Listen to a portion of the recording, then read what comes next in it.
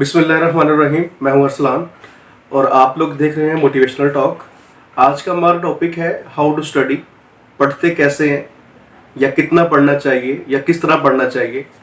बात ये कि स्टूडेंट्स के पास हमेशा प्लानिंग होती है।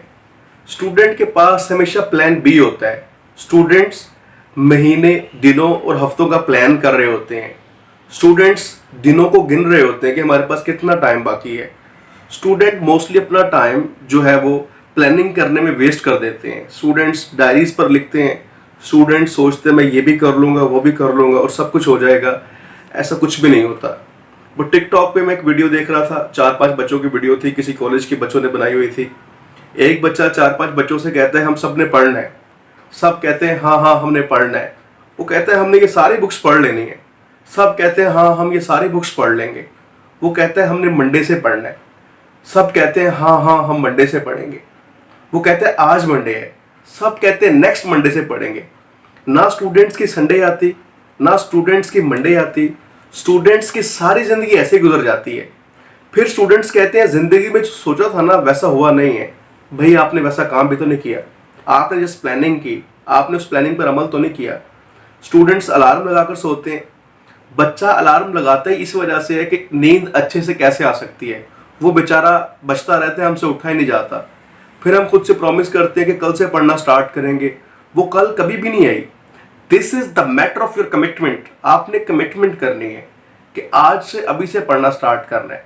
जब स्टूडेंट कमिटमेंट कर लेता है तो वो पढ़ता क्या है, वो किस तरह से पढ़ता है।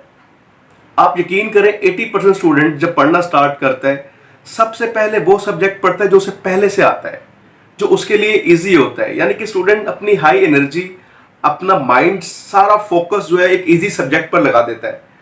जब वो सब्जेक्ट पढ़ने की बारी आती है जो उसे नहीं आता या उसके लिए टफ है, वो उसको लास्ट में पढ़ता है और लास्ट टाइम पे स्टूडेंट की एनर्जी लॉस्ट हो चुकी होती है और वो स्टूडेंट को बिल्कुल भी समझ में नहीं आती। वो प्लस प्लस प्लस हो जाता है। इकोनॉमिक्स का एक लॉ है, law of diminishing margin utility. उसका राइटर उस लॉ के बारे में कहता है कि जूं जूं किसी चीज का इस्तेमाल किया जाता है वैसे वैसे उस चीज का अफादा कम होता रहता है। There is a difference between अफादा एंड फायदा।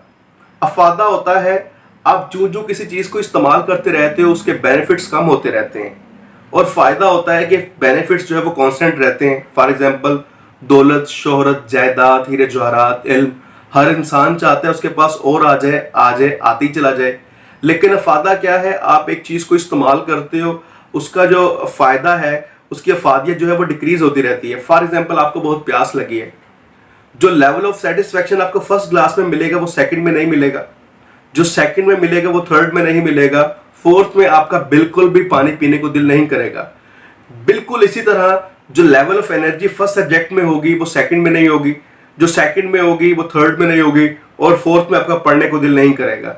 स्टूडेंट को चाहिए सबसे पहले वो सब्जेक्ट पढ़े जो उसके लिए टफ है, जिसकी उसको समझ में नहीं आती। उसका फायदा क्या होगा? उसका फायदा यह होगा स्टूडेंट की जो लेवल ऑफ एनर्जी है या तो वो बढ़ना स्टार्ट हो जाएगी या वो कांस्टेंट हो जाएगी। क्यों?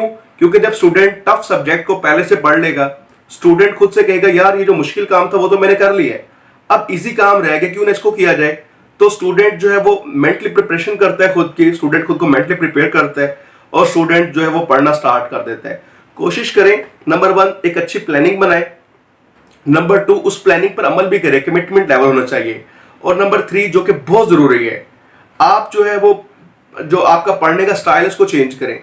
सबसे पहले आप सबसे टफ काम करें, सबसे टफ टास्क करें, जो सबसे टफ सब्जेक्ट लगता है उसको रीड करें, उसी के साथ साथ बाकी सब्जेक्ट को पढ़ें। यकीन करें आपका जो है वो आपका पढ़ने को दिल भी करेगा और आपके कॉन्सेप्ट भी क्लियर होंगे और आपको चीज़ों की समझ में भी आई होगी।